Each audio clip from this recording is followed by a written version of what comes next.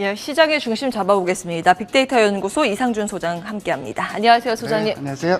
예, 일단 오늘의 키워드부터 확인을 해보겠습니다. 화면으로 먼저 만나보시죠. 오늘장 키포인트 바로 약발 떨어지는 실적입니다. 정말 실적들은 다 좋아요. 다 좋은데 실적이랑 주가의 방향이 같은 궤를 그리느냐, 여기에 대해서는 사실은 의문입니다. 현재까지는 괜찮았는데 근데 이제 문제는 조금 이따 이제 그 전략에서 자세히 말씀드리겠지만 예. 왜 그런 거 있잖아요. 그 공부 잘하는 애들이 시험 답안지 잘 썼으면 먼저 내잖아요. 그러니까 지금 나중에 낳는 기업 실적 발표하는 기업들은 기대감이 좀 낮아지고 있는 것도 사실이고 실제로 이번 주부터 조금 그런 현상이 발생할 것 같습니다. 예, 거기에 맞는 또 대응 전략 마지막에 네, 그렇죠. 세워주실 거고요. 네. 이제 주말 사이에 마감된 미증시 마무리부터 일단 정리부터 해주세요. 빠진 것도 빠졌는데 약간 기분 나쁜 것들이 몇 가지가 있어요. 뭐 지표가 일단 잘 나왔는데 개인 소득이라든지 개인 소비 지출 지표가 잘 나왔고, 근데 3대 지수가 모두 음봉으로 마감됐다는 것도 좀 기분이 나쁘고, 우리가 요새 저희 러셀 2000 지수 얘기 자주 하잖아요. 근데 러셀 2000 지수가 다른 지수보다 훨씬 많이 빠졌습니다. 1.3%가 빠졌고요. 특히나 종목별로 봤더라도 아까 이제 앞에 프로그램에서 반도체주 얘기를 하는데 반도체주가 좀 많이 빠졌어요. 램 리서치가 3% 빠졌고, 그리고 마이크론 테크놀로지도 2% 가까이 빠졌고요. 올라간 거는 요새 비트코인 관련주로 꼽히는 테슬라가 4.8%가 올랐고, 모더나도 요새 좀 잘 나갑니다. 이런 종목들이 좀 올라갔고요. 이 대형 기술주가 좀 이상해요. 요새 미국에서도 애플도 그랬고 마이크로소프트도 그렇고, 실적 잘 내고 시간 내에서 올랐는데 정규장에서는 빠진단 말이에요. 예. 똑같은 현상이 아마존에서 똑같이 발생했습니다. 맞아. 시간에서 3% 올랐는데 예. 정규장에서는 약보합으로 마감됐고, 이 부분은 시장의 큰 흐름이 좀 변해가는 게 아닌가, 이런 그 신호로도 읽을 수 있을 것 같아요. 그리고 뭐 달러 인덱스는 오니즈뱅크가 얘기했듯이 엿새 만에 91달러대로 좀 올라왔고요. 지표 중에서 굉장히 그 눈에 들어온 지표가 두 가지가 있는데요. 하나는 예탁감이 훅 줄었는데 이 부분은 조금 이따 전략에서 설명드리고, 또 한 가지는 매주 금요일 날 발표되는 지표가 SCFI, 그러니까 상하이 컨테이너 운임 지수가 무지막지하게 또 올랐어요. 3,100포인트가 올라갔는데 사상 처음으로 3,100포인트를 찍었습니다. 이 관련주는 HMM하고 페노션인데 뭐 막 오르다가 금요일 날 일단 두 종목 다 음봉은 나왔는데, 글쎄요, 오늘 어떻게 주가가 나올지 모르겠습니다. 이 종목들은 의견을 말씀드릴 수가 없어요. 이제는 분석의 영역이 아니고 대응의 영역으로 이제 넘어간 종목들이고요. 자, 오늘 실적 발표하는 기업들, 오늘 내일 실적 발표하는 기업들 살펴보면은 대체로 기대감이 높은 종목들은 그 전에 수급이 들어오는데, 수급 들어온 종목들이 별로 안 떠요. 이 중에서 조금 그 실적 개선 기대가 저는 종목이 코롱인더라든지 뭐 서울반도체, 롯데제가, 금호석 이런 종목들인데, 이런 종목들 수급이 그다지 좋지 않고, 코롱인더 정도만 기관 매수가 좀 들어온 정도고, 하이브는 컨센서스는 내려왔는데 외국인은 최근에 계속 삽니다. 아마도 MSCI 리밸런싱이랑 관련된 매수세가 아닌가, 좀 이렇게 볼 수 있습니다. 기대감은 높지 않아요, 오늘 내일 발표된 기업들은요. 예. 지금 해상 운임 지수가 예. 고공행진을 멈추지 않고 있는 상황입니다. 정말 강하고요. 네. 네, 말씀하신 것처럼 이제 보유자의 영역이다라는 예, 부분이니까 예. 새롭게 어떤 걸 봐야 될지 계속해서 대응의 고민을. 영역이라고 그러는데, 네. 요거는 이제 뭐 차트 분석 잘하고 기술적으로 대응 잘하는 사람들 있잖아요. 예. 선수들이라 그러죠. 선수들이 매매를 해야 되는 종목이고, 지금 선수시잖아요. 예? 저는 그런 매매 잘 못합니다. 예. 같이 판단해서 뭐 싸다 비싸다 지금 얘기할 수 있는 영역은 아닌 것 같아요. 예. 그렇죠.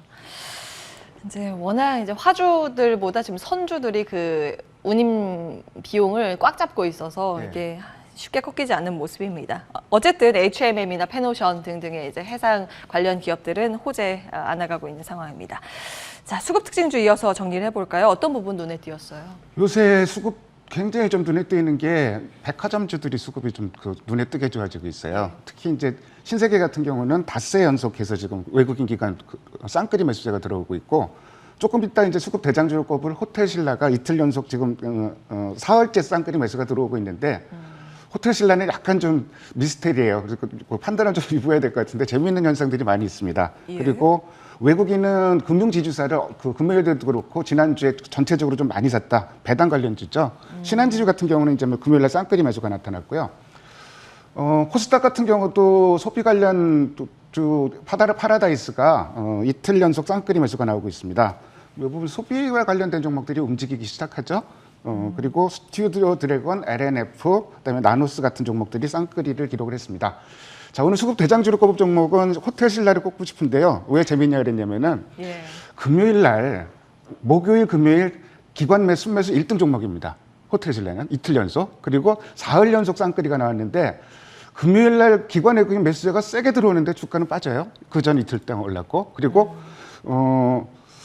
그래서 참 이상하다 싶었는데 금요일 날 장 끝나고 실적을 발표를 했거든요. 예. 근데 뭐 이렇게 생각해 보시면 돼요. 영업이익 컨센서스가 13억이었어요. 근데 266억이 나왔습니다. 13억에서 260. 13억이었는데 실제로는 266억이 나왔어요. 근데 시간에서 주가를 보니까 시간에서 주가가 못 움직여요. 이것도 참 이상한 얘기죠. 그러니까 시장 예상치보다는 너무너무 잘 나왔는데 다만 그래서 실적을 조금 자세히 들여다봤더니 매출이 시장 예상치보다 줄어들었어요.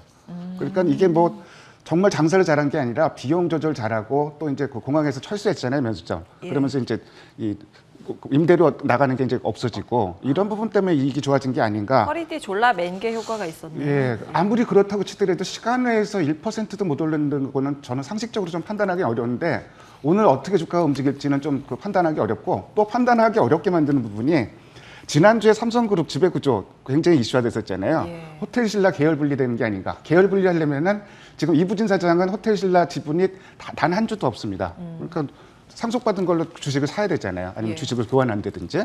이런 상황이 나오면은 당연히 주가 상승 요인인데 이 부분에 대해서도 우리가 예측할 수 있는 부분이 아니잖아요. 그래서 여러모로 어려운 주식이 돼버렸습니다. 실적 잘 내놓고도 어려운 주식이 돼버렸는데 오늘 주가가 어떻게 움직일지 또 수급은 어떻게 움직일지 저도 굉장히 궁금합니다. 한번 확인해 봐야 되겠는데 판단하기는 굉장히 좀 애매하고 어렵네요. 예, 사실 삼성은 지분 상승이 그러니까 일단락되긴 했는데 이제 분석은 여러 가지로 시나리오가 나오긴 합니다만 예. 말씀드리기 좀 조심스러운 측면이 그렇지, 있죠. 맞습니다. 예, 호텔 신라에 대해서 수급은 좋았는데 실적도 어마어마하게 좋았는데 관심권의 두 개는 조금 모호한 부분이 있다. 예, 이렇게 그럼 맞습니다. 정리하겠습니다. 예. 예. 그러면 어디에 좀 집중을 해야겠습니까? 이번 달 시장 전략 세워주신다면. 어닝 시즌 관련해서 이제 한번 좀 정리를 한번 해볼게요.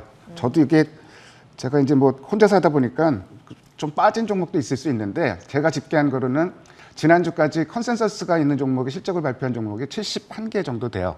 근데 그 중에서 시장 컨센서스를 10% 이상 웃돈 종목이 그중에서 36개, 절반이 넘죠. 어마어마하게 실적이 잘 나온 거예요. 그리고 예상치보다 잘 나온 기업이 70%예요. 70%를 넘어갑니다. 그렇다면은 이번 어닝 시즌은 분명히 우호적인 어닝 시즌인 건 분명해요. 특히 주가 반응하는 거 보더라도 뭐 LG화학도 그랬고 금융주도 지주사들, 철강주도 실적 잘 나오니까 주가 확 올라가고 건설주 일부 건설주도 마찬가지고 굉장히 실적에 따른 주가 반응도 상당히 긍정적으로 나왔던 건 사실입니다. 그리고 당장 지난주 금요일 한번 실적 발표한 기업들 한번 좀 주가 흐름을 좀 살펴볼게요. 그러니까 제가 이제 실적 발표한 기업들이라는 거는 목요일 장 끝나고 발표했거나 아니면 금요일 장중에 발표한 장 끝나고 실적 발표한 회사들은 실적이 잘 나왔어요. 만도라든지 신라호텔. 근데 이거는 장 끝나고 발표했으니까 장중 또는 목요일 날 장 끝나고 실적을 발표를 했는데 자, BNK 금융주나 DGB 금융주에서 4%대 올랐고 NH투자증권도 5%가 올랐고 SKC 정도만 약세했는데요. SKC는 그 전날 4% 올랐어요. 미리 올랐죠. 그래서 대체적으로 실적도 잘 나오고 실적에 따라서 주가 반응도 괜찮은 편인데 근데 제가 왜 약발 떨어지는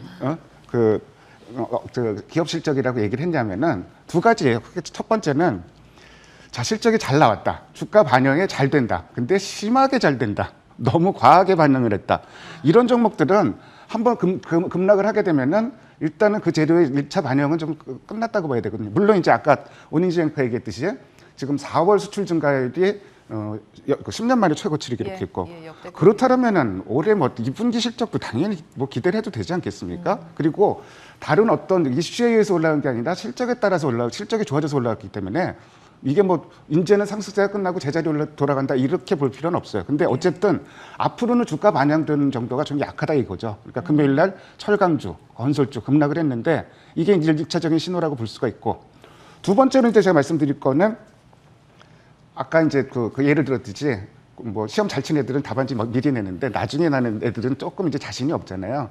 조금 그런 양상이 좀 벌어지고 있어요. 아까 절반 이상이 컨센서스를 10% 이상 상회하고 있다고 말씀드렸는데 이번 주 실적 발표 공시를 낸 기업이 17개 기업입니다. 그 중에서 한 달간 컨센서스가 상향되고 있는 기업이 그 중에 이제 절반도 조금 못 미치는 이런 상황이에요. 그러니까 18개 중에서 절반에 조금 못 미치는 상황이고 지금 저 정리해 놓은 종목들이 컨센서스가 그나마 좀 상향되고 있는 종목들인데 뭐 나머지 뭐 CJ ENM이나 SK 네트워크나 한국 타이언 테크놀로지는 거의 변함이 없고 대체로 이제 금호석이나 뭐 코롱인더나 롯데제과나 이런 쪽이 컨센서스가 조금 상향됐는데 예. 뭐 종목 수도 많지는 않고 그리고 이 종목들이 수급이 특별히 움직이질 않아요. 예. 그 얘기는 기대감이 좀 낮다는 얘기거든요. 그러면은 이제 실적에 의해서 4월달 시장을 이끌어 왔는데 5월달에는 실적 이외에 다른 것이 필요하다. 좀 이렇게 좀 말씀드릴 수 있습니다. 그러니까 정말 기대되는 좋은 지표는 나올 거 다 나왔다라는 관점이신데 그러면 우리 시장 지금 팔아야 되는 거예요? 사야 되는 거예요? 아니면 버텨야 되는 거예요? 전략? 일단은 실적주들은 쉬었다가 가긴 또 가요. 근데 지금 신규로 뛰어들기는 힘들잖아요. 그 얘기 앞서서 예탁금 잠깐 보여드릴게요. 예탁금이 갑자기 59조 원대로 훅 줄어들었습니다. SK, IET 이것 때문에 이렇게 예탁금이 이렇게 줄어들었는데 예. 돈 많이 빠져나갔어요. SK 바이오사이언스 때 10조 원 정도 빠져나갔는데 예. 14조 원 정도가 빠져나갔습니다. 근데 오늘 지금 청약금 환불을 일으키기 때문에 오늘 예탁금 확 늘어날 텐데 돈 들어오죠. 예. 과거 추이 보면은 그 돈이랑 그 돈이랑 틀려요. 시장에 머물러 있긴 좀 어렵고 오히려 저는 개인적으로 5, 6월 달에 대형 IPO가 없는 게 다행이라고 생각을 하고 두 번째로 생각해 볼 부분은 아까 미국 대형 기술주 얘기를 했는데 실적 잘 내놓고 또 장중에 못 올라갑니다. 이 얘기는 전반적인 시장의 무게중심이 당분간은 성장주보다는 가치주 쪽으로 이상할 가능성이 많다. 세 번째로 그럼 어닝 이후에 그 시장이 기대할 건 뭐 있냐? 백신 보급이 빨리 돼야 된다. 그렇게 되면은 지금 일부 아까 수급에서 저 말씀드렸는데 소비 관련주들을 움직이죠. 예. 그게 백신 보급이 빨리 되면은 소비 관련주들이 모멘텀을 얻을 수 있다. 근데 이런 종목들 중에서는 최근에 좀 많이 올랐는데 아직도 좀 싼 종목들이 많거든요. 백화점주라든지 뭐 이런 쪽. 그래서 전반적인 전략은 무게 중심을 뭐 배당주도 좋고 또 저희 이 소비 관련주들 보면은 근데 조금 실적은 백화점주만 두드러지게 좋아지고 뭐 카지노라든지 이런 쪽은 아직은 근데 백신 보급이 확 되면서 코로나가 확 잡히기 시작하면은 이런 종목들은 실적이 확 좋아지잖아요. 근데 우리가 예측하기는 어려운 부분이고 어쨌든 전반적인 5월의 무게 중심은 소비 관련주라든지 배당 관련주 이런 쪽으로 조금 무겁지만 좀 안정적인 종목들 쪽으로 좀 가보자 이렇게 말씀드립니다. 예, 시장의 기회를 찾아주셨습니다. 사실 소비라고 말씀해 주셨는데 백화점주를 콕 집어 말씀 주신 거고요. 네. 가치주는 배당주 말씀 주셨습니다. 빅데이터 연구소 이상준 소장과 함께했습니다. 고맙습니다. 네, 감사합니다.